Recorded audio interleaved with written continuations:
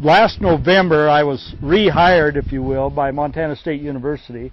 I signed a 3-year appointment with the Animal and Range Sciences Department to manage the beef quality assurance programming for the state of Montana.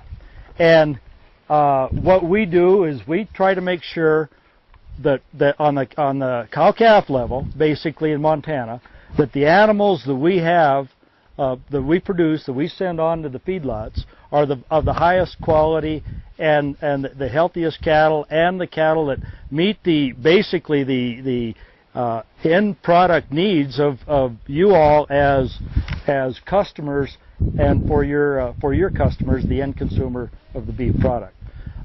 If we can hand out, let's hand these out, and I'll also hand out another flyer that we have three components of beef quality assurance programming in Montana.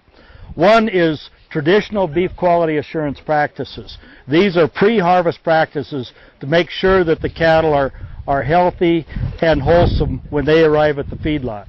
Another component is the biosecurity systems, and we like to talk about biosecurity in the cattle ranching business, basically to warrant against intentional or unintentional introductions of pathogens onto cattle ranching operations.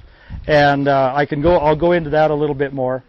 And then the third and kind of the most exciting component of my programming, if you will, is the global beef systems.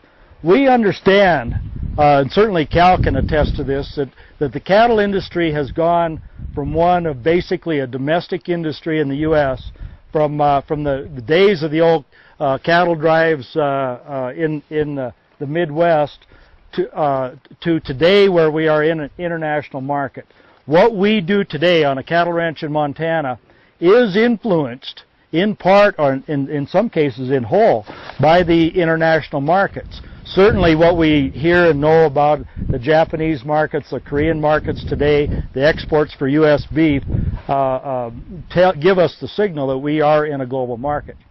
One of the things that I like to do is I like to work with cattle ranchers around the U.S., but particularly in Montana, to help bring the world, if you will, to them, or to bring them to the world of the beef consumer and the competition in the global beef industry. What we do, and there were some flyers passed around, I sponsor beef study tours to foreign countries, mostly Mexico, Canada, Brazil, Argentina, and Australia. And we do this, I do one tour a year, sometimes on contract twice a year, if the demand is there. And we travel to these other countries like Argentina and Brazil, and we assess the competition. What are they doing in Argentina? What is the beef industry doing in Brazil to satisfy their end customer needs, both domestically in their own countries, but for example, I was in Uruguay in March.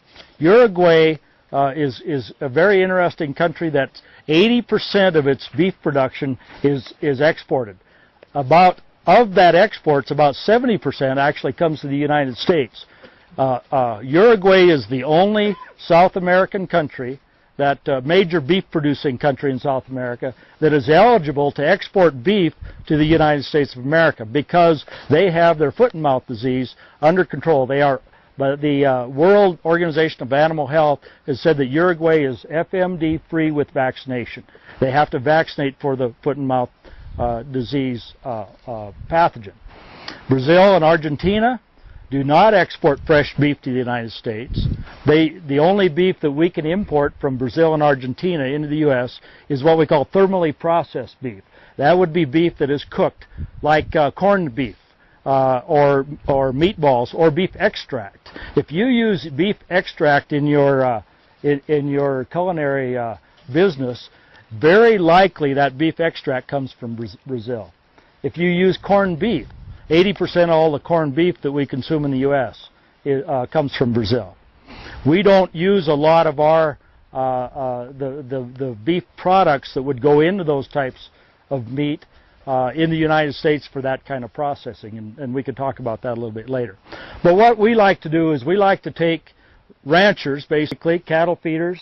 We like to take them to foreign countries like Brazil and Argentina and help them understand what the global market is for beef so that when they come home, they know what the competition is and they can manage their own practices, their ranching operations or their feedlots accordingly to help meet this global competition. So those are the three components of beef quality assurance programming in Montana. I want to kind of switch gears, and if you turn to the first page of the handout we passed out, I also, in another life, I also teach a class at Montana State University in global supply chain management in the beef industry. I teach this every other fall semester too. It's an undergraduate class, a 400 level undergraduate class. One of the things we start out with is we start talking about the definition of quality with regard to beef. And we quite often we'll see news releases or we'll see in brochures, printed material, that we in the U.S. produce the highest quality beef in the world. Okay? We have the highest quality beef of any place on earth. Well, my comeback to that is, what's the definition of quality? And we have kind of settled on basically two definitions of quality. Number one is quality in terms of eating characteristics. Okay, this would be the tenderness, the flavor, to some degree ease of preparation, especially when we're looking at retail. Those kind of things that actually are very, very objective. Beauty is in the eye of the beholder in the beef world.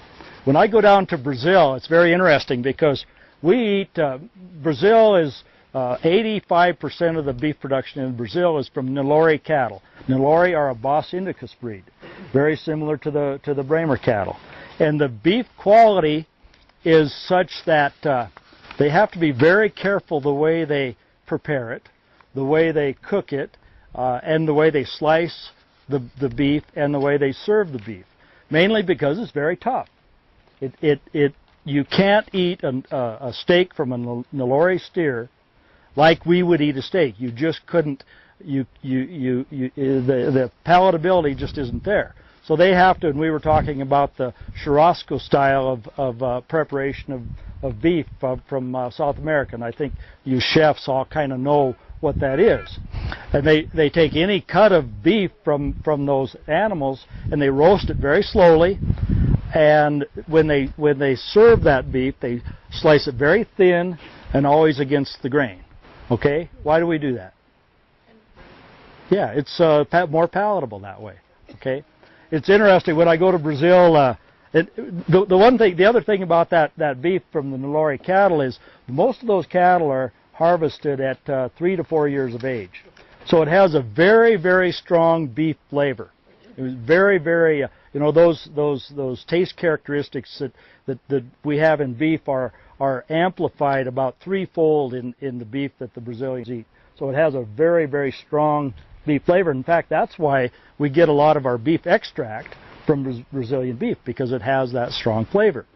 Well, the Brazilians say, oh, you in America, when you go down, sit at your table and you cut your steak, and if you miss your plate and you cut your napkin and you take a bite of your napkin with your steak, you won't know the difference. Okay? My comeback always is, but at least we can cut our steak. Okay? But beef quality, in terms of eating characteristics, is certainly in the eye of the beholder. Okay?